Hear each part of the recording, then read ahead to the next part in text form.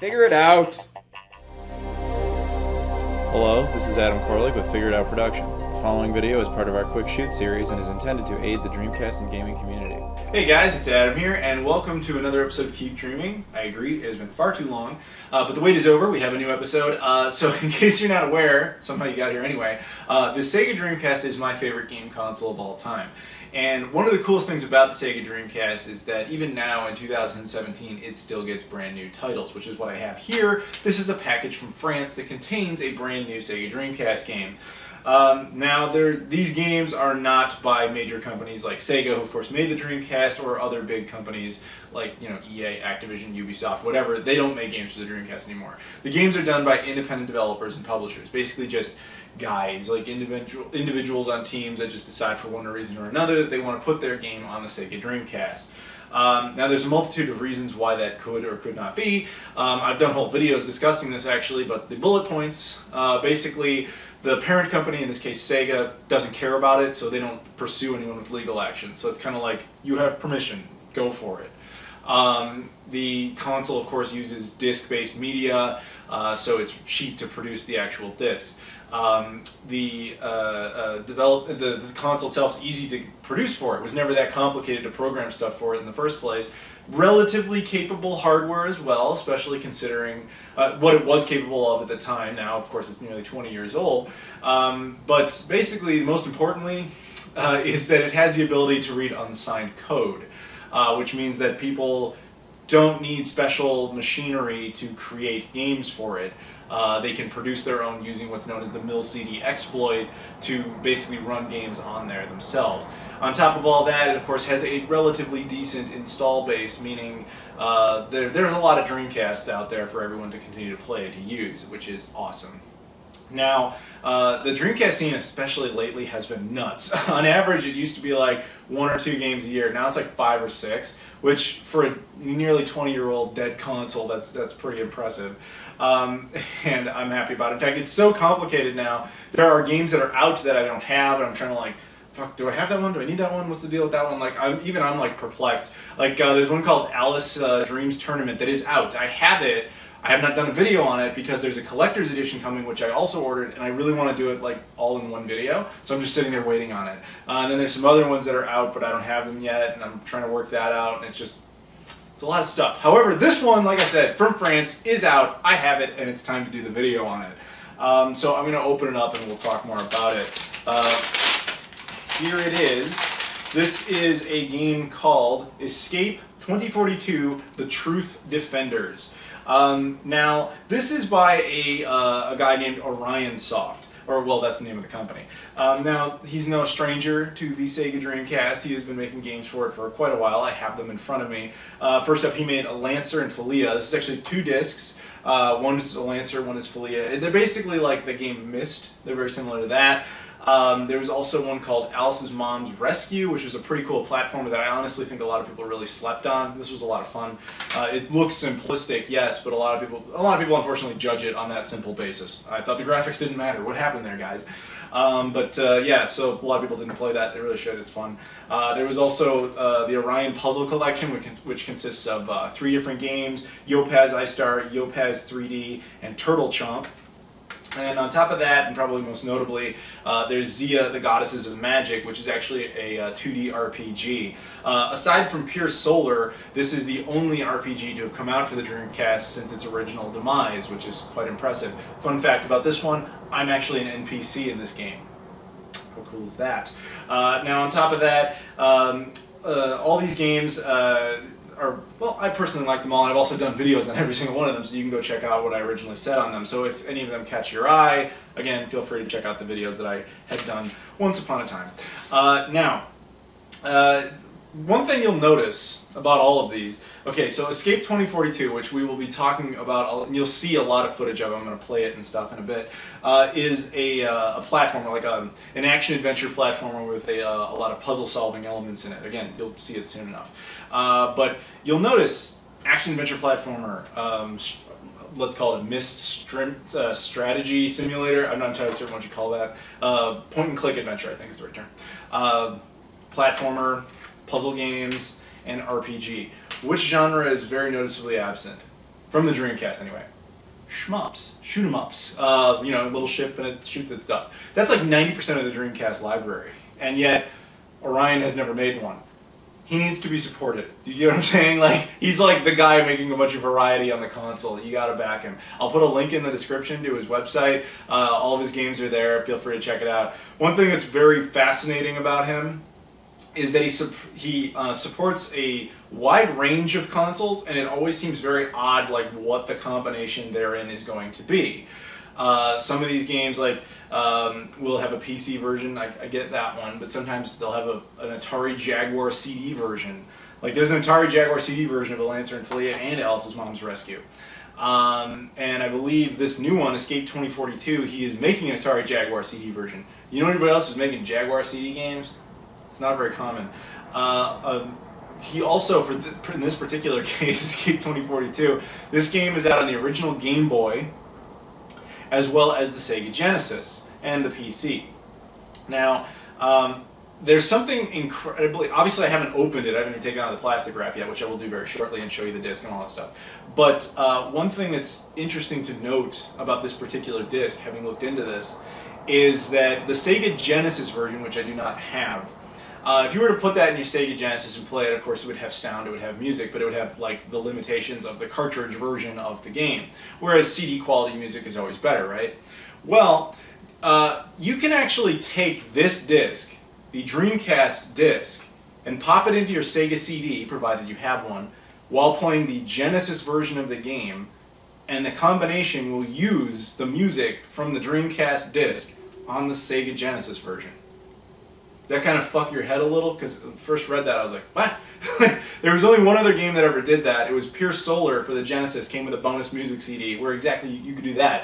It had an extra line of code in the music CD that basically told the Sega CD, like, hey, pay attention for this Genesis cartridge, and then we'll just work together, right? That's basically all it was. But it was a music CD with just one line of code. This is a fully operational Dreamcast disc with a music CD as well as an extra line of code for the Sega CD. It might also have, I'm not sure about this, it might have the PC version of the disc on, or PC version of the game on here as well. That's another thing that's strange about Orion's releases. He gives you a lot of bang for your buck, but never really advertises that you're getting that.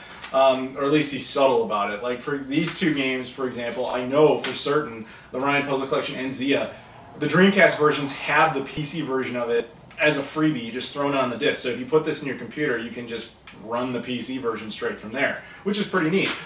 Since I haven't opened Escape 2042 and tried it out or anything, I don't know that to be certain, but I'll certainly let you know in the part where we're talking about gameplay and all that. But he's an oddly ingenious coder to be able to really kind of combine all these things. I'm just impressed. If you get the Sega Genesis version, it might actually also be worth getting the Dreamcast version just so you can use the audio from it. Or you could play it on a Dreamcast. I don't know, whatever you want to do. I just think it's neat he gave you that option. That's really, really cool. So anyway, let's open up the Dreamcast version here, and I'll show you the disc and stuff like that. If I can get past the indestructible plastic wrap. So inside, of course, we have the game. Now, I want to dispel a notion that is false. A lot of people think that these independent games are just, you know, burned on CDRs, like a guy buys a spindle of 100 of these things and then just burns them on his computer and mails you some shitty little disc. No. These are done in factories. They are pressed onto, with legitimate machines. They are full-on CD-ROM based discs. They are not GD-ROMs. That's what the Dreamcast used originally. These are CD-ROMs. They use the mil-CD exploit in mind to make games for the Dreamcast. And there's nothing wrong with doing that, contrary to popular belief, when you actually make a game with that in mind, as opposed to taking something that was built for a GD-ROM and mutating it into something, forcing it to be played through the mil-CD exploit. I did a whole video on this. Point is, these games are safe to use on your Dreamcast. They're region free, so if you have a European Dreamcast, North American, Japanese, it doesn't matter, it'll play on all of them. It's very cool. But yeah, it comes, of course, with the disc itself. When you look at it, you can see multiple lines on it, which is circles, which is obviously intentional because it has different lines of data for different devices, which is very, very neat. Let's take a look at the manual here, which is multiple pages. In English, basically it's because the game has multiple languages. It has English, it has French, I believe it also has Spanish and Japanese, oddly enough. I wouldn't have expected Japanese on this, but that's cool. Yeah, it's interesting to see that. Very cool. Yeah. So anyway, there's also take a look at the back where you can actually see that it says it's compatible with the Sega CD. Just so now you know what exactly that means, or Mega CD. I'm sorry if you're in Europe. It's compatible with the Mega Drive and Mega CD versions of the game. All right, so we have the Dreamcast running here, as you can see, with the custom little logo. Now, of course, when you start the game, you have multiple options to change languages as well as to change the video frequency, depending upon if you are in Europe or if you are in North America, and depending on your type of video cable setup. Now, I'm using, this is important to note, the game supports VGA. So I'm running it through actually the Akura, which is the VGA, the HDMI box that was made by the Bahar Bros for the Dreamcast. So I'm not even using an upscaler with this one, which is nice. So this was captured in 480, native 480p. When you start the game, you get this like, Running Man like intro, which is kind of funny. I cut a lot of stuff out here just for the sake of expedience. This is the basic menu there. There's a whole narrative part at the beginning that explains the context of what's going on. I skipped that as well. I figured you guys can come back and read that if you want. So I have no intention of talking over all of the gameplay, just so you guys know, because frankly that's not my strong suit. So I will shut up here in a minute. I just wanted to address a couple other things before we do that. First of all, as mentioned, the game is running through VGA, which is why the picture is really clean, which is all nice and good. Running through a Hauppauge HD PVR2 to capture, in case anybody curious about the technical stuff. Now, the other thing I mentioned in the main part of the video that I wasn't sure if the PC version was on the disc or not. It is. So it's actually very strange. You get a lot out of this disc. You get the Dreamcast version of the game. You get, actually, the OST is on here. It's an enhanced OST so that it's functional with the Sega Genesis version via the Sega CD, as previously mentioned. And you also get the PC version all in one disc, which is pretty cool. Now, I would describe gameplay as fun, honestly. It was a cool it is a cool platformer, like I said, with the puzzle-solving elements. Obviously, it gets progressively harder and stuff like that. Now, one thing that is amazing about this game, and this makes it very beatable, assuming you want to, is that it doesn't have... it has infinite lives. Like, I die a lot, and you guys are going to see that because it gets harder a lot faster. Obviously, I would be better with more practice, but, I didn't. This is my first time playing it through. You guys are seeing all the firsts of me playing this game at all. So you can see you have to avoid those cameras, and you also have to solve a lot of puzzles. You have to avoid things like those cones and those like laser fields and all that kind of stuff. There's also enemies you're gonna see that you have to avoid. I was never very good at that. Like these guys, they shoot at you, which is fine, and you'll have weapons which you can pull up there. You see, like, there's a couple of grenades. I thought at first, like, oh, I must have like a lot of those, and then I threw one. Obviously, I missed. I was like, no problem, I'll throw another, only to realize, like, oh, I literally only had like that one. So you got to be very careful with your ammunition, basically. I mean, I had this other like blue one too, but also I should note that you saw a door with a number 1 on it, and I just kind of went through it. I had picked up that number 1 key. Then I, went to that door and I like opened it. I went to my menu, I found the 1 key, I opened it, and then I couldn't. I'm an idiot. I didn't think to just like keep walking forward. I tried to like go up and down like on the tube, and I like ended up playing in like the 2 maps like for like 10 minutes just in a circle trying to figure out what I was supposed to do before I realized I was just supposed to run past it. So I edited that part out. Normally the door wouldn't just open like that. You'd have to actually access the menu. I just want you guys to know that. But yeah, this game is pretty fun. And yeah, I would say definitely check it out, if you're interested. Again, there's a link in the description. And I just want to say to Orion specifically, because I know he's going to watch this video, thank you for all you do on the Dreamcast, man. Thank you for putting out so many titles, especially unique titles. And I want to say again, like, it's really cool that he makes such unique things for the Dreamcast, and that especially because he doesn't really get the kind of recognition I think he deserves. Because a lot of the independent Dreamcast games that come out, they do the news rounds, and what I mean by that is, like, you hear about the Kickstarter, you hear about, oh, this game's available for sale now, but it's going to come out in 4 years. His are kind of different because you never hear about them until they're already like done, and even then they don't get that much exposure. So what I mean by that is, like, he never seems to really advertise much in advance. It's just like one day, oh, by the way, I have a new game out in case anybody's curious, and it's completely professionally pressed and everything, and if you want it, it's already ready. Like there's no build up to it in like a good way, because you know, you're not sitting around waiting for it, which is kind of nice. So I think he's kind of unique in that. One other thing worth noting, again, before I sign off here for a bit. So I don't know what the hell happened. When I was recording this footage, the gameplay records just fine, and the audio of the gameplay recorded, I thought, just fine. And at one point, for whatever reason, apparently the audio just stopped recording, even though the video continued. So I had to like I had to clone some of the music over. And as a result, you're gonna notice that the sound effects of like the character jumping or shooting or stuff or whatever is not going to match. That is not a fault of the game. That is a fault of my capture software not bothering to do its fucking job. So yeah. Alright guys, I'll tune out here for a bit and I will check up with you at the very end.